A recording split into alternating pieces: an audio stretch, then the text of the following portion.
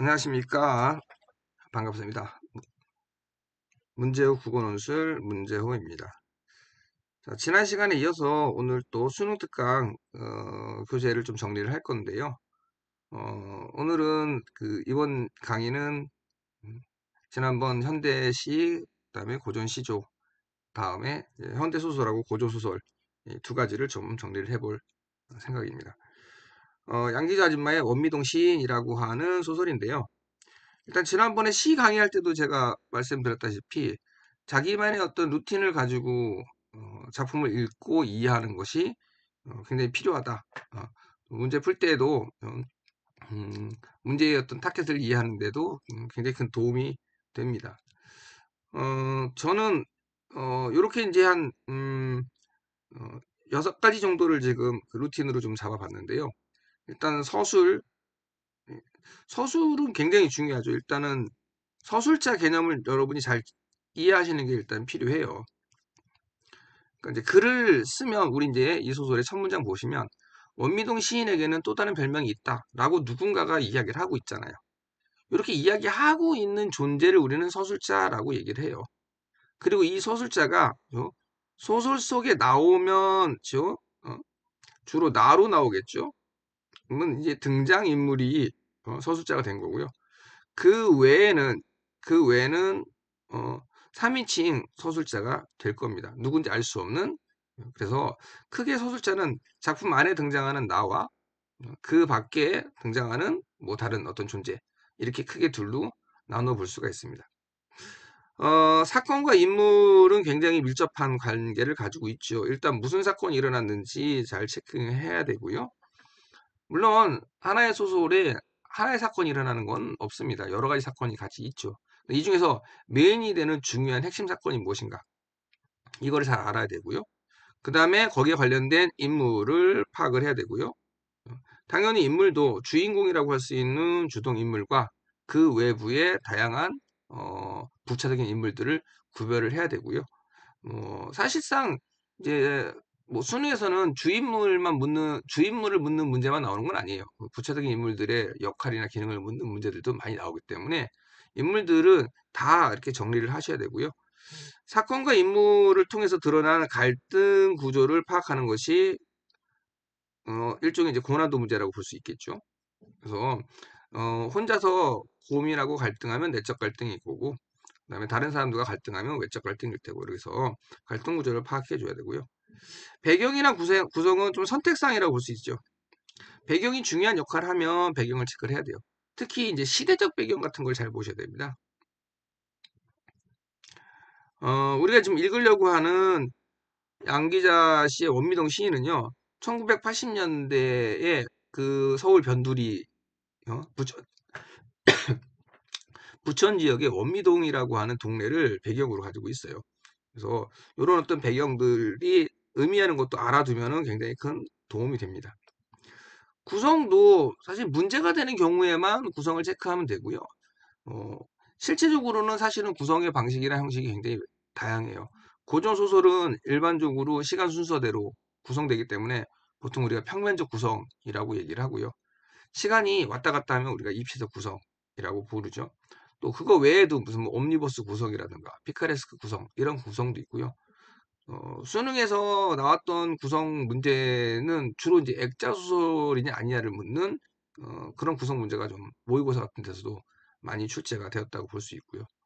일반적으로 소설 전체를 대상으로 할 때는요, 발단, 전개, 위기, 절정, 결말 같은 이제 우리가 그 정형화된 구성 체계를 묻는 경우가 많은데요. 사실은 이제 수능에 나오는 소설은 지문이 양이 이렇게 많지는 않잖아요. 그러다 보니까 그런 구성들을 다 살려서 출제되지는 않아요. 따라서 배경과 구성은 좀 선택사항이 될 수 있다 하는 거고요. 소재도 역시 마찬가지이겠죠. 그런데 이제 소재들이 소설 속에서 하는 여러 가지 기능들을 보는 것도 굉장히 중요하고 현대 소설 같은 경우는 상징적 소재가 등장하는 경우가 많아요.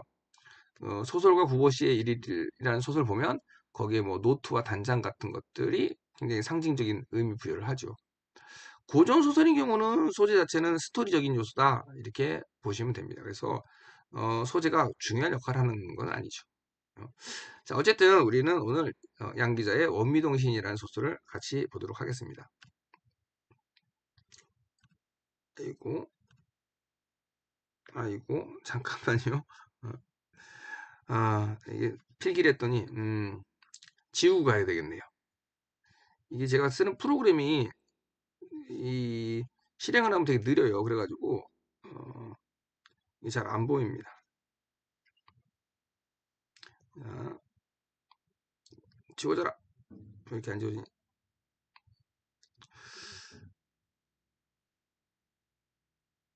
자, 일단, 서술자가 누군지 모르지만, 그냥 원미동 시인이라는 인물을 먼저 제시를 했죠. 원미동 시인에게는 또 다른 별명이 있다. 그래놓고 퀭한 두 눈에 부스스한 머리칼, 사시사철 껴입고 다니는 물들인 군용 점퍼와 희끄무리하게 달아빠진 낡은 청바지. 여기까지가 이제 외양 묘사인 거죠. 여기까지가 이제 우리가 이제 외양 묘사라고 볼 수 있는 부분이고, 당연히 이 외양 묘사는 캐릭터를 강화하기 위한 거죠. 그러니까 이제 원미동 시인이라는 캐릭터가 보면 뭐 되게 부수수하고요. 그다음에 뭐 군용 점퍼 한때 유행했던 약간 뭐 힙하다고 하면 힙한 거고, 어? 좀 약간 어 요즘 표현하면 약간 꼰대 같은 느낌? 우리 이제 대학 다닐 때는 이제 예비역들이 주로 이제 군용 점퍼 많이 입고 다녔죠. 그다음에 뭐 낡은 청바지 뭐 이런 데서 보면 뭐 깔끔하고 정돈된 사람은 아닌 것 같아요. 그렇죠? 자, 이 사람이 밤중에 보면 몽달 귀신 같다고 여기 볼까요? 서울 미용실에 미용사 경자 언니가 맨 처음 그를 몽달씨라고 부르기 시작했다. 그래서 자, 몽달씨라는 별명이 있는 거죠. 자, 몽달씨라는 별명이 있는데 자, 이 몽달씨라는 별명은 누가 만들었다고요? 경자 언니가 맨 처음 불렀다고요. 자, 그러니까는 사실 이 앞에 부분에 대한 내용 판단은요. 서술자가 한 게 아니에요. 경자 언니가 판단한 거고요. 경자 언니의 판단과 경자 언니가 하는 말을 서술자가 독자에게 전달하는 이런 형태의 서술을 구사하고 있어요. 즉, 내가 그렇게 해석했다는 것이 아니라, 그렇게 판단했다는 것이 아니라, 등장 인물 중에, 아니면 소설 속에 나올 수 있는 인물 중에 누군가가 그렇게 판단했다라고 전달하는 입장이라는 거죠. 자, 경자언니뿐만 아니라 우리 동네 사람이라면 누구나 그를 좀 경멸하듯이 어린애 다루듯이 자, 인물들의 태도가 나온 거죠. 태도가 나온 표현들은 챙겨줘야 돼요. 동네 사람들이 다 이 사람을 이렇게 본다는 거죠. 자, 까닭은 그가 약간 돌았기 때문이다라고 해요. 좀 돌았다는 거 알죠? 좀 약간 미쳤다. 이런 뉘앙스인데요. 자, 언제부터 어떻게 살짝 돌았는지는 모르지만 아무튼 보통 사람과 다른 것만은 틀림없어. 요거는 이제 서술자의 판단이네요. 보통 사람과 다른 것만은 틀림없었다라고 하는 것은 서술자의 판단입니다. 자, 몽달 씨는 무궁화 연립에 살고 있고요. 그다음에 화분이 많고요. 그다음에 우리 동네에서 여름에는 에어컨이 돌아가는 부자였다라고 이렇게 해주네요. 자, 몽달 씨에 대한 객관적인 어, 뭐 정보 전달이라고 볼 수 있겠죠. 그다음에 시내에서 한약방을 하는 노인이 늙음하게 젊은 마누라를 얻어 아기자기하게 살아보는 판인데 결혼한 형 집에 있지 않고 새살림 재미에 푹 빠진 아버지 곁으로 옮겨온 막둥이였다 그랬습니다. 자, 부잣집 막내 아들이네요, 그죠? 부잣집 막내 아들이면 혜택 받은 거 아니에요? 말하자면 금수저인데, 금수저인데, 자, 뒤에 내용을 보시죠. 그것부터가 팔불출이 짓이라고 강남부동산에 고흥댁 아줌마가 욕을 했었는데, 자, 문장 잘라볼까요? 팔불출이라고 하는 것은 되게 못난이란 뜻이에요. 그렇죠? 8가지 못난 짓을 하는 사람들을 보통 팔불출이라고 하는데요. 자, 왜 못난이라고 욕을 하는가? 누가? 고흥댁 아줌마가 욕을 한다라는 거예요. 그러니까 서술자가 판단한 게 아니라는 거죠. 이것도 역시 누구예요? 고흥댁 아줌마라고 하는 소설 속의 인물이 판단한 걸 서술자가 독자에게 전달하는 구조를 가지고 있어요. 그 다음에 아들이 아버지와 함께 사는 게 왜 바보시냐는 거지 알 수가 없었다. 자, 이 부분 볼까요? 아들이 아버지와 함께 사는 게 왜 바보신지 알 수가 없었다.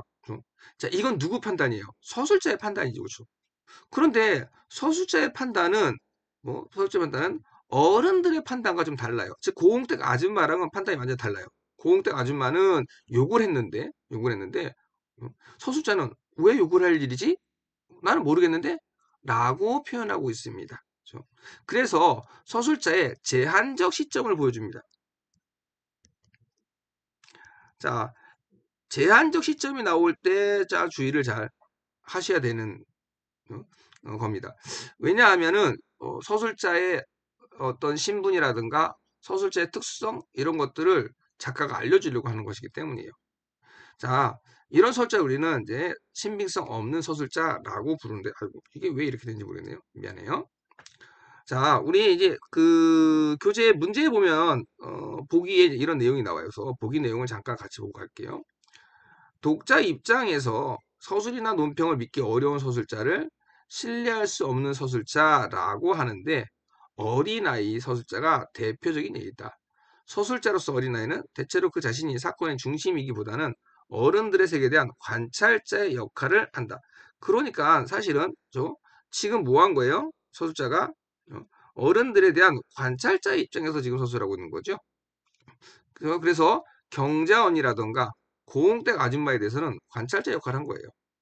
일반적으로 어린아이 서술자는 어른들과는 달리 순수한 시선으로 세상을 바라보기에 어른들의 세계를 제한적으로 인식하지만 때로는 어린아이답지 않은 조숙함을 바탕으로 뛰어난 사리 분별력을 보이기도 한다.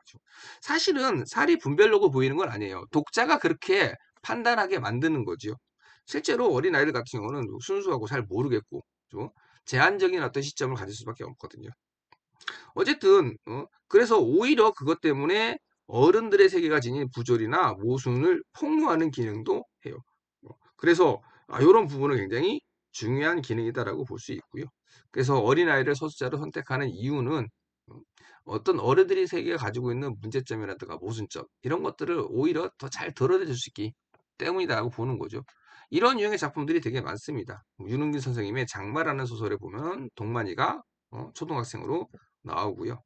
또 아주 옛날 아마 기억나실지 모르겠는데요. 사랑손님과 어머니라는 소설 보면 오키가 나와서 엄마에 대해서 묘사하는데 이것이 어 자기는 모르고 묘사하는 거지만 독자들은 그걸 통해 가지고 되게 안타까움이나 또 엄마에 대한 어떤 공감, 연민 이런 걸 되게 많이 느끼게 만들거든요. 그래서 이런 소설들이 좀 있다 하는 걸 우리가 좀 볼 수가 있습니다. 어쨌든 이 소설의 서술자도 그렇게 본다면은 믿을 수 없는 소술자이죠. 볼까요? 그럼 몽달 씨가에게 친구가 있다면 아마 내가 유일할 것이다. 그래서 나가 등장합니다. 즉, 자, 등장인물이 서술자인 거죠, 지금. 그쵸? 몽달 씨 나이가 27살이에요. 그리고 나보다 20살이 많다 그랬으니까 지금 나는 몇 살짜리예요? 7살짜리 꼬마입니다. 7살짜리 여자아이가 지금 서술자로 설정이 되어 있는 거죠. 자, 믿지 않겠지만 내게는 27살짜리 남자친구가 또 있습니다. 우리 집 옆 형제 슈퍼에 자, 김반장이라는 캐릭터가 또 등장을 했습니다. 자, 김반장이 또 하나의 내 친구인데 그는 원미동 23통 5반의 반장으로 누구보다도 씩씩하고 재미있는 사람이었다라고 돼 있습니다. 뭐라고요? 씩씩하고 재미있는 사람이에요.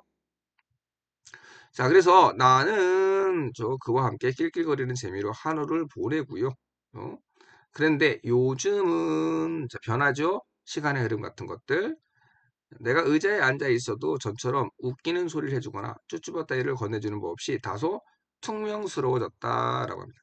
자, 여기서 김반장이라는 사람의 캐릭터를 잘 봐야 돼요. 그 까닭이 뭐냐면 선옥이 언니라는 캐릭터가 있는 거죠.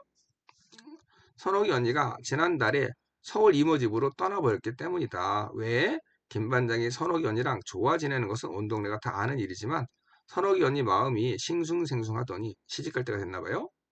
기어이는 이모네가 하는 옷가게를 도와준다고 서울로 가버렸다. 선옥이 언니는 아주 예뻤다. 아주 예뻤던 선옥이 언니 김반장이 좋아했는데 서울로 가버렸어요. 그러니까 김반장이 나에게 좀 섭섭한 행동을 하는 겁니다.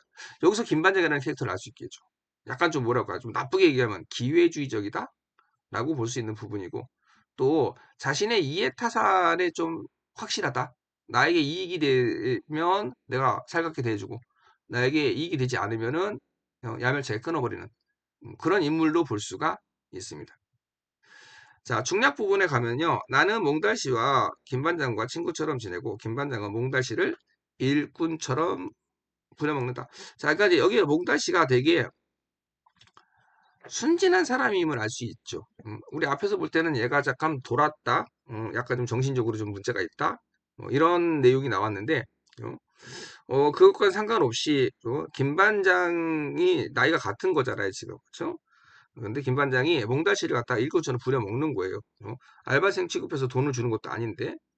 그런데 어느 날 몽달씨는 불량배들에게 쫓겨 형제 슈퍼를 찾고, 김 반장은 자신에게 피해가 될까 싶어서 몽달씨를 매몰차게 쫓아냅니다. 자, 이런 캐릭터예요.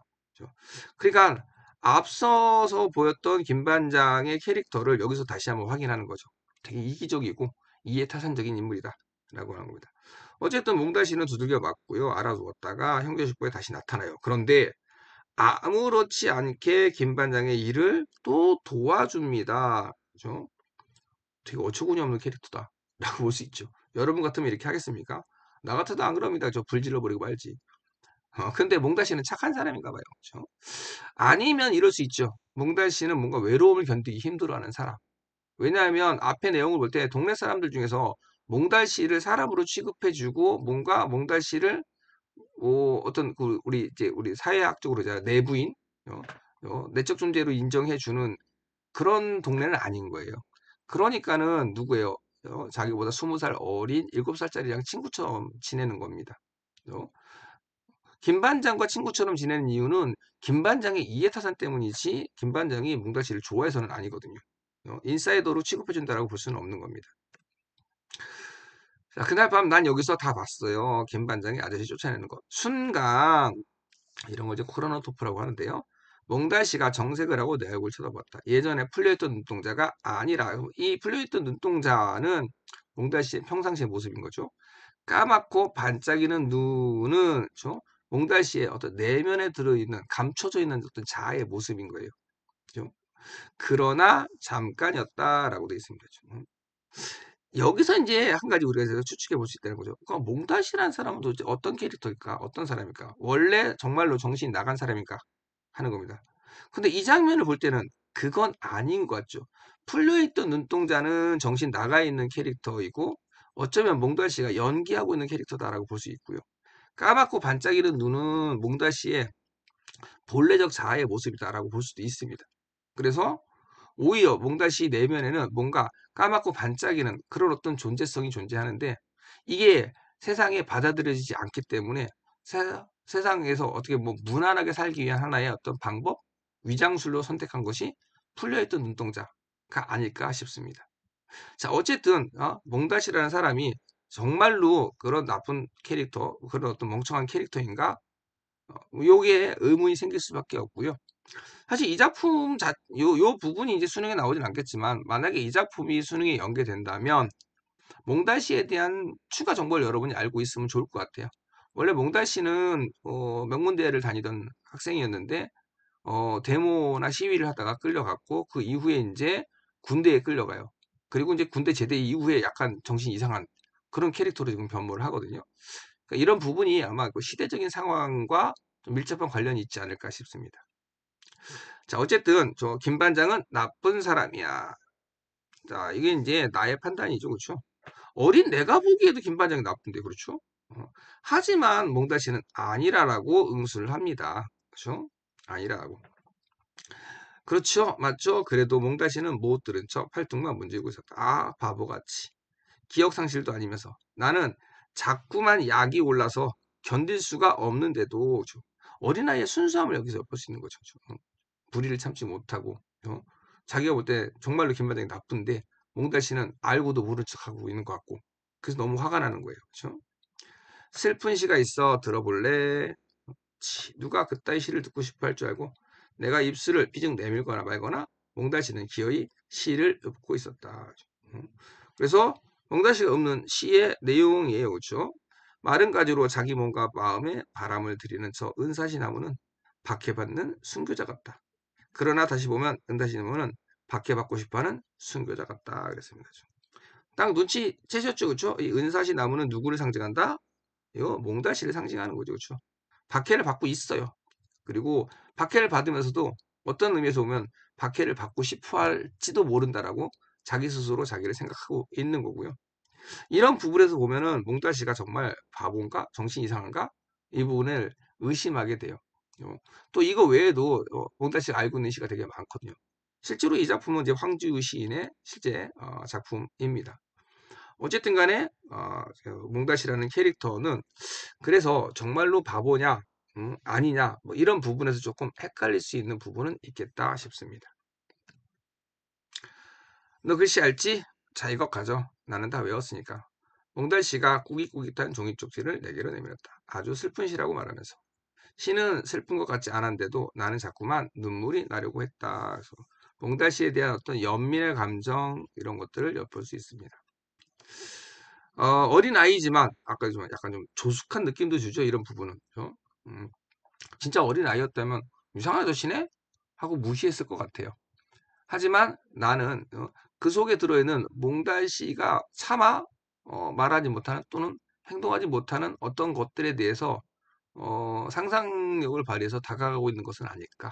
그래서 바보 같은 몽달씨라고 바보는 아닌데 바보처럼 하고 있는 그 몽달씨를 갖다가 좀 연민하는 그런 태도나 자세를 보여주고 있습니다. 자, 이렇게 해서요, 우리가 원미동 시인 한 편 쓱 읽어봤고요. 여기서 중요한 거는 서술자이고, 서술자라는 개념을 정확하게 잘 알고, 작품을 읽어야지, 소설을 이해하는데 큰 도움이 된다라고 라고 제가 말씀드릴 수 있을 것 같고요. 특히 이제 이렇게 어린아이가 서술자로 등장했을 때, 신빙성 없는 서술자인데, 작가가 세우고 있는 서사 전략이 있다는 거죠. 왜 어린아이를 등장시켰을까? 어, 그것은 사실은 어린아이의 세계를 보여주려고 하는 것은 아니라는 거예요. 상대적으로 어른들 세계가 가지고 있는 모습을 보여주려고 하는 것이다. 이렇게 해석해 볼 수 있습니다. 자, 다음은요, 고전소설입니다. 상사동기라고 하는 작품이고요. 자, 작중 주인공이 영영이기 때문에 영영정이라고도 합니다. 마찬가지로요, 서술과 사건, 인물, 배경, 구성, 소재 등등을 찾아가면서 읽으면 작품을 쉽게 이해할 수 있고 해석하는 데 도움이 됩니다. 다만 이제 그 고전 소설의 서술은 거의 한 90% 이상이 전지적 작가 시점 형태를 취하고 있지요. 그래서 잠깐만요. 그래서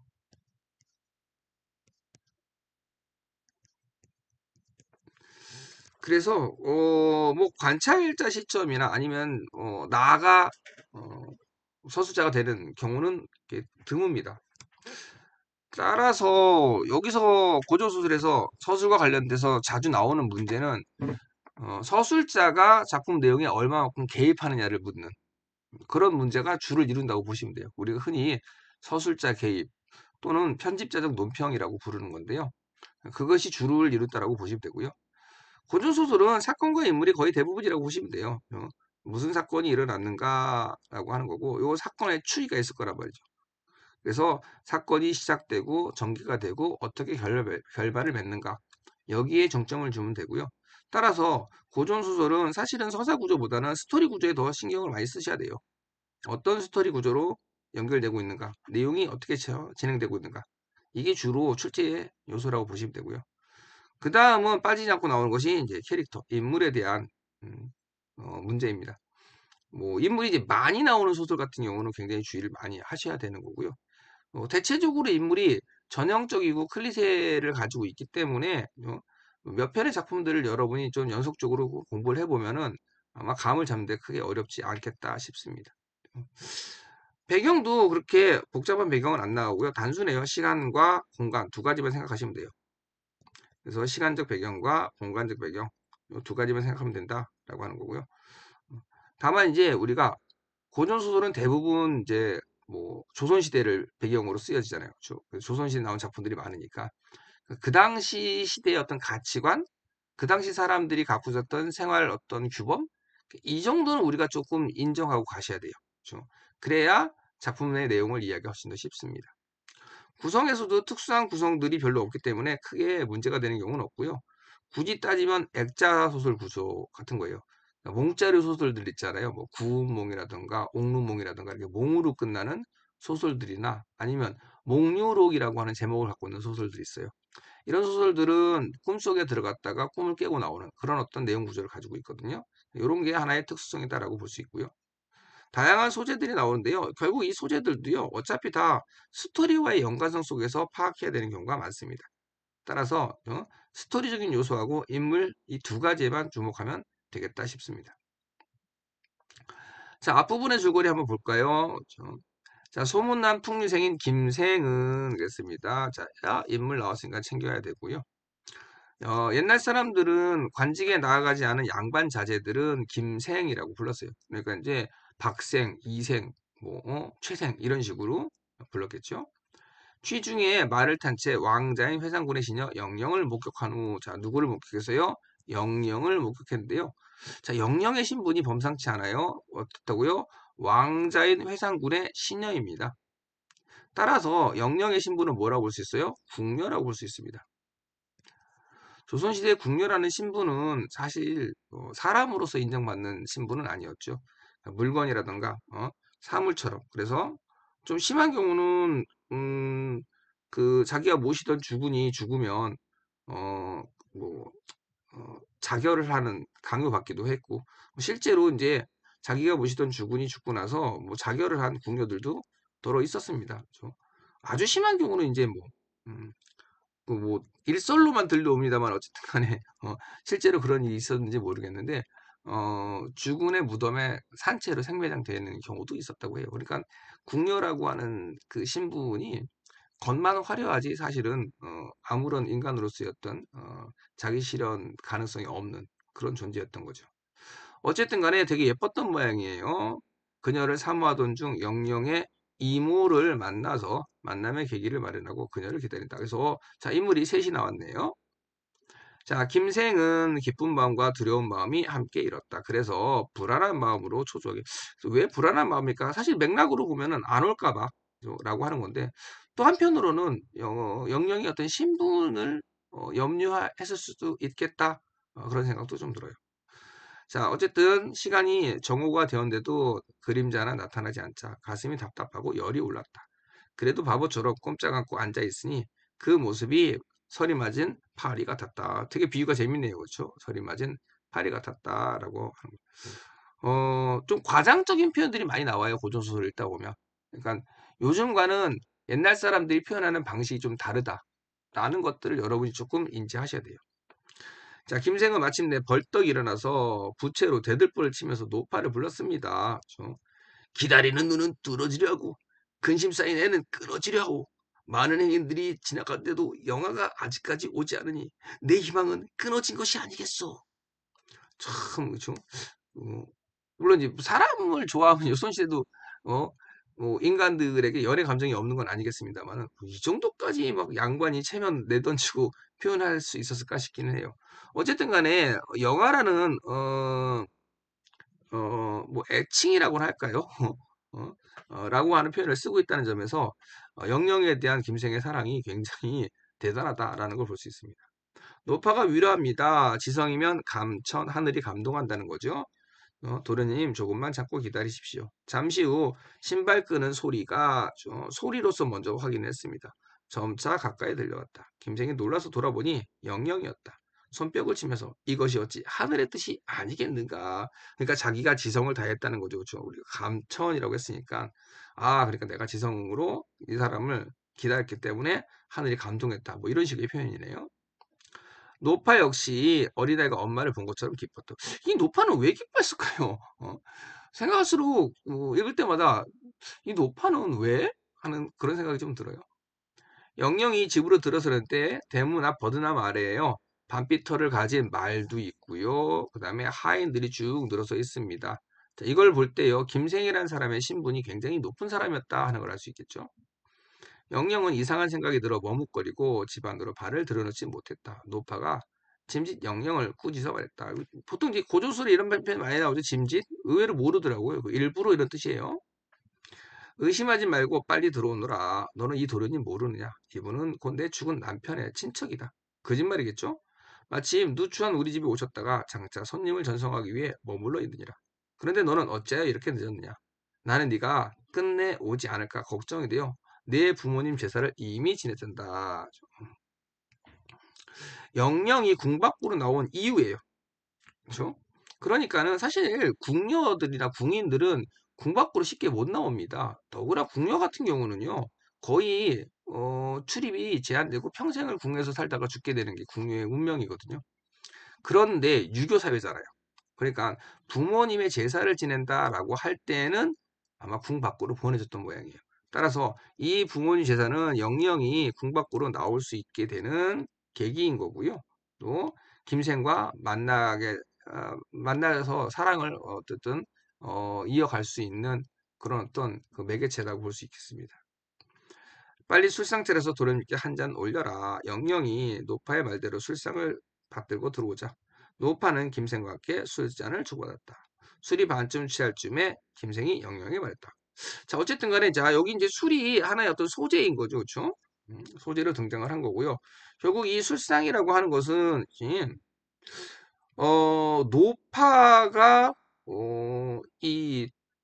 그 김생을 위해서, 혹은 김생과 영영을 위해서 보여준 하나의 정성인 거죠. 근데 조금 좀 애매하기는 해요. 이 부분이. 왜냐하면 결국 이 술이라고 하는 것은 두 사람이 그 김새가 영영이 맺어지는데 되게 중요한 역할을 하는 것이거든요. 물론 여기는 안 나옵니다만은. 그렇죠?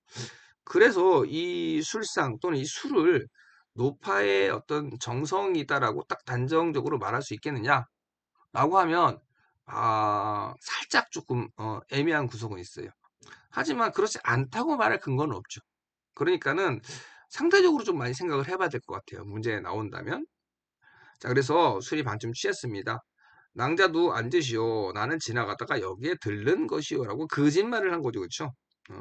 양반 입장에서 이런 거짓말까지 해야 될까 싶긴 합니다만은. 자, 이 거짓말을 했다는 것은 일종의 김생이 뭘 하고 있다는 거예요? 연기를 하고 있다라고 할 수 있겠죠. 그래서 영영을 좀 감동시켜 가지고 자기랑 사랑하는 관계를 맺을 수 있게 이렇게 연기를 하는 겁니다. 영영은 부끄러워 고개를 숙인 채 마주 대하지 못했다. 노파가 영영에게 말했다. 뭐라고 말했을까요? 너는 깊은 궁중에서 생장하여 세상의 정리가 어떤지 모를 것이다. 그러나 네가 능히 글을 읽을 수 있으니 술잔을 주고받는 것이 예의라는 건 알지 않느냐? 그래서 술잔을 주고받고 이게 이제 앞에서는 아까 뭐죠? 노파가 지금 김생과 술잔을 주고받은 내용이고요. 여기는 그렇죠? 그 다음에 이때까지 영영은 술을 안 먹고 있었던 거죠. 그래서 부끄러워서 지금 고개를 숙인 채 가만히 있었던 거예요. 그렇죠? 그러니까 이제 노파가 뭐라고 얘기한 거예요? 술잔을 주고받아야 된다. 라고 얘기를 한 거예요. 그렇죠? 그래서 영영이 술잔을 받기는 해요.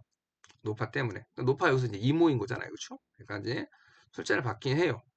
하지만 입술에 대기만 합니다. 이런 걸로 볼 때 이제 영영이라는 캐릭터가 좀 조심스러운 캐릭터이고요. 예법이나 예절, 예의를 되게 중시하는 캐릭터다라고 하는 걸 알 수가 좀 있습니다. 조선시대잖아요. 남녀 간의 얼굴을 마주고 보는 것만으로도 끝난 거예요, 게임은. 그죠? 결혼해야 돼요. 그죠? 심지어 술잔을 주고받아? 이건 정말 끝난 겁니다. 그래서 이 여자는 다른 사람한테 시집 못 가고 이 남자에게만 시집을 가야 되는 거예요. 오늘날 생각하면 좀 말이 안 되지만 어쨌든 간에 그런 어떤 그 당시 시대적인 상황 또 그 당시에 지켜졌던 예법이라든가 사회관계망 또는 사회적 규범 이런 거에 대해서 우리가 조금 더 인정하고 가면 돼요. 어쨌든 간에 그래서 두 사람은 이제 사귀게 됐다는 얘기죠. 회상군 댁으로 남몰래 들어가 인연을 맺지만 영영의 처지 때문에 헤어진다라고 했습니다. 영영의 처지라는 게 뭐겠습니까? 궁녀라는 거고요. 그죠? 따라서 결국에는 보통 이런 거 우리가 뭐라고 하냐 혼사장애 모티프라고 불러요. 두 사람의 결혼을 막는 장애물이다라고 하는 건데요. 이 혼사장애가 뭐냐면 결국에 이제 신분 차인 거죠.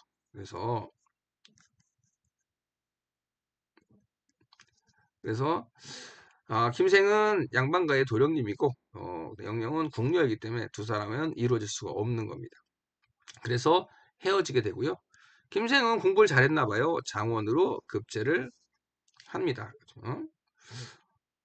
뭐 이런 부분도 사실은 우리가 알고 있는 클리셰랑은 살짝 벗어난 그런 소설 전개로 보여져요. 어쨌든 간에 3일 동안 육아에서, 자, 육아라는 표현 나오는데요. 얘는 뭐냐면 옛날에 장원급제를 하잖아요. 그러면 장원급제한 사람을 이제 사람들한테 홍보하는 그런 어떤 행사를 치러요. 그죠? 그래서 3일 동안 사람들한테 자랑하고 다니라고. 그죠? 그래서 그게 이제 3일 육아입니다.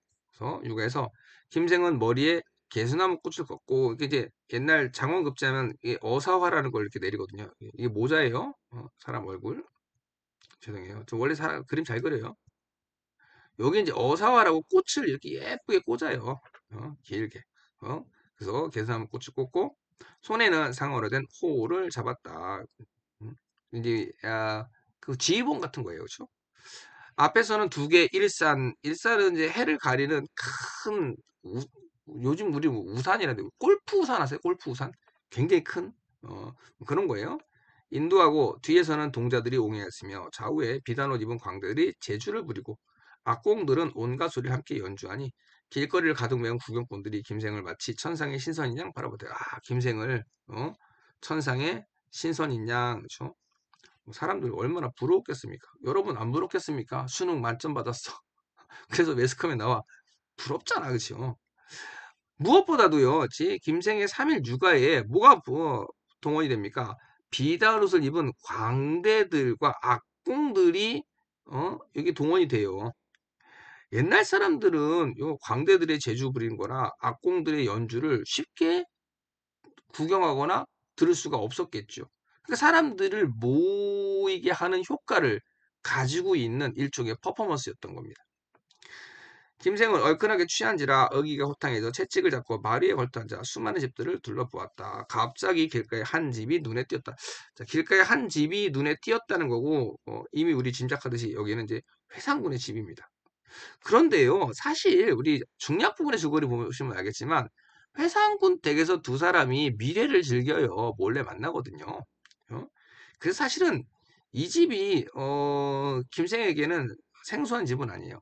다만 이럴 수는 있겠죠. 이때 갔던 회상군 집은 밤에 몰래 만난 거고요. 이건 낮이에요. 낮이니까 이제 밤에 갔던 집하고 낮에 갔던 집하고 좀 다를 거 아니에요. 그렇죠? 어쨌든 간에 자, 집에 대한 묘사가 나옵니다. 뭐 높고 긴 담장에다가 또 푸른 기와 붉은 난간에다가 온갖 꽃과 초목들, 향기로운 숲, 나비 나오고요. 이랬습니다. 어쨌든 간에 이 집에 대한 묘사는 뭔가 좀 음, 이제 왕자 집이니까 되게 화려하고 뭐 아름다운 그런 집으로 묘사한 것이기도 하고, 또 한편으로는 뭔가 약간 좀 환상적이고 판타지적인 요소들을 집어넣은 거죠. 그러니까 뭔가 좀 낭만적인 어떤 사건이 벌어질 듯한 느낌? 어, 그런 느낌 있잖아요. 되게 낭만적인, 그죠? 그런 느낌입니다. 김생이 물어보니까 회상군 댁이다라고 대답을 했습니다. 김생은 문득 옛날 일이 생각나서, 영영과의 일이겠죠? 마음속으로 은근히 기뻐하며 짐짓, 아까 짐짓 뭐라 그랬어요? 일부러라 그랬어요. 취한 듯이 떨어져 땅에 눕고는 일어나지 않았다. 그러니까 김생은 배우 기질이 있는 거예요. 그죠? 앞에서 영영을 꼬실 때도 연기를 했잖아요. 자기가 우연히 여기서 들려서 만난 것처럼 연기. 이번에도 또 연기를 하는 거예요. 이번에도 그죠? 말에서 뚝 떨어져 가지고, 그치? 어, 조심스럽게 잘 떨어졌겠죠, 그쵸? 음. 어쨌든 간에 자, 그러니까는 궁인들이 등장을 해요. 김생의 목표는 이거죠. 궁인들을 모으는 거였습니다. 어쨌든 자, 이때 회상군은 하면서 또 서술자가 이제 정보를 또 전달해 줍니다. 그죠? 죽은 지 이미 3년이 되었다. 중요한 정보 줬네요. 그죠? 회상군이 이미 죽었어요. 회상군이. 자, 앞에서 혼사장애가 있었죠? 영영과 김생이 이루어지지 못한 이유는 뭐 때문이다? 신분 차이 때문이었던 거예요. 더군다나 회상군의 궁녀였기 때문에 감히 김생으로서는 그녀와 맺어질 마음을 먹을 수가 없었던 거죠. 그런데 지금은 뭐라고요? 회상군이 죽은 지 3년 되었대요. 그러니까 영영과 김생이 못 만난 지도 적어도 3년은 넘었다는 거죠. 궁인들이 막 상복을 벗은 상태였다 그랬습니다. 상복을 벗었다는 것은 이제 자유롭게 자신들이 할 수 있는 일들을 추구할 수 있게 되었다는 얘기죠. 그래서 상복을 입은 상태에서는 되게 제한될 수밖에 없었습니다. 그렇죠? 그동안 부인은 마음 붙일 곳이 없어서 자, 갑자기 부인이 등장. 누구야? 누구겠습니까? 맥락상 회상군의 부인인 거예요. 그렇죠? 자, 적적하게 살아온 터라 광대들의 재주를 보고 싶었다. 자, 어찌 보면 약간 이제 복선처럼 된 거죠. 그렇죠? 김생이 장원급제를 해서 퍼포먼스를 하고 3일 육아를 하는 요 사건과 그 다음에 회상군의 부인이 심심해 죽겠는데 광대들 재주를 보고 싶었던 거야. 마침. 딱 맞죠. 그렇죠? 그래서 시녀들에게 명해서 김생을 부축해서 서쪽 가옥으로 오시고 그래서 김생이 어떻게 돼요? 드디어 회상군 집 안으로 진입하게 됩니다. 비단으로 짠 자리에 죽부인을 배경으로 삼아 누웠다. 김생은 눈이 어지러져요. 깨어나지 못한 듯이 누워있었다. 연기하고 있는 거죠. 이윽고 광대와 악공들이 뜰 가운데 나열하여 일제히 풍악을 울리며 온갖 놀이를 다 펼쳐 보였다. 궁녀들은 고운 얼굴에 분을 바르고 푸른 기미털에 구름 같은 머리채를 한 채 주렴을 걷고 지켜보았는데 가히 수십 명이나 되었다. 그러나 영영은 그 자리에 없었다. 뭔가 좀 긴장감을 조성을 하는 거죠. 그렇죠? 너무 뻔하게 영영이 거기 있어가지고 만나면 얘기가 재미없잖아요. 그렇죠? 김생은 이상하다는 생각이 들었으나 생사조차 알 수 없었다. 그런데 자세히 보니 한 낭자가 나오다가 김생을 보고는 다시 들어가 눈물을 훔치고 안팎을 들락거리며 어찌할 줄을 모르고 있었다. 뻔하네요. 그렇죠? 영영입니다. 그렇죠? 김생을 보고서 흐르는 눈물을 참지 못하고 차마 남이 알아챌까봐 두려워한 것이었다. 이러한 영영을 바라보고 있는 김생의 마음은 처량하기 그지없었다. 그러니까 이제 3년이 넘는 동안 영영도 김생을 잊지 않고 있었다라고 하는 거네요. 대단하네요, 그렇죠? 나 같으면 이미 잊어버리고 딴 남자 만날 텐데. 딴 남자 만날 수 없군요. 이 여자는 궁녀니까. 자, 그러나 나는 이미 어두워지려고 하였다. 김생은 더 이상 오래 머물 수 없다는 것을 알고 기지개를 켜면서 일어나 놀라는 척 연기를 또 했네요, 그렇죠? 이것이 어디입니까? 공중에 늙은 노비인 장획이란 자가 달려와 아뢰었다. 회상군 댁입니다. 김생은 더욱 놀라는 척하며 내가 어떻게 해서 이곳에 왔습니까? 장획이 사실대로 대답하자 김생은 자리에서 일어나서 나가려고 했다. 이때 부인이 술로 인한 김생의 갈증을 염려하여 부인이 참 오지랖이 넓네요. 영령에게 차를 가져오라고 명령하였다. 그랬습니다. 조선시대 예법으로 이게 가능한지는 잘 모르겠습니다만 어쨌든 간에 부인은 영영과 김생이 제외하는데 일조를 하고 있다. 그러니까 우리 처음 부분에서는 영영의 이모가 영영과 김생이 만나는 걸 주선하잖아요. 그렇죠? 거기에 일조를 했거든요. 근데 여기서는 또 회상군의 부인이 영영과 김생이 만나는데 일조를 해요. 요거 출제 요소가 될 수 있겠다 싶습니다. 그죠? 자, 이로 인해 두 사람은 서로 가까이 하게 됐으나 말 한마디 못하고 단지 눈길만 주고받을 뿐이었다. 영영은 차를 올리고 일어나 안으로 들어가면서 품속에서 편지 한 통을 떨어뜨렸다. 낭만적이죠, 그렇죠? 요즘 사람들은 생각도 못할 거예요. 손편지 써가지고 연애의 감정을 담아서 주고 이런 거지. 이에 김생은 얼른 편지를 주워서 소매 속에 숨기고 나왔다. 자, 뭐 내용이 막 어렵거나 복잡한 것은 아닙니다. 등장인물도 그렇게 많지는 않고요. 또 내용 구조가 혼사장애라는 것만 감안하면 되게 좀 평이한 구조를 가지고 있어요. 뒤에 내용을 미리 혹시 연계될지도 모르니까요. 뒤에 내용을 알려드리자면 결국 이제 김생이 어떻겠습니까? 상사병을 알아눕죠. 안 봤으면 모르되 봤잖아요 지금. 보고 두 사람의 마음을 또 확인했잖아요. 영영이 아직도 나를 사랑하고 있다는 걸 알게 되거든요. 그래서 상사병을 알아놓습니다. 그렇죠? 그때 이제 김생의 친구가 와요. 이름은 제가 좀 까먹었는데요. 그 친구가 마침 회상군 부인의 조카였어요.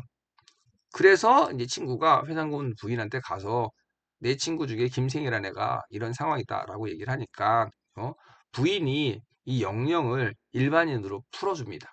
그러니까 궁녀의 신분이었을 때는 김생과 이어질 수 없었지만 그 영령을 갖다가 궁녀의 신분에서 일반인 신분으로 면천해 준다 그러죠. 그래서 면천을 해주니까 김생과 둘이 행복하게 살았다 하는 그런 내용입니다. 자, 오늘은 여기까지 하고요. 다음 시간에는 그 뒤에 남아있는 희곡하고 그 다음에 수필 정리를 빨리 하도록 하겠습니다. 사실 그 두 개는 크게 뭐 중요한 작품들은 아니에요. 자, 다음 시간에 다시 오도록 할게요. 안녕.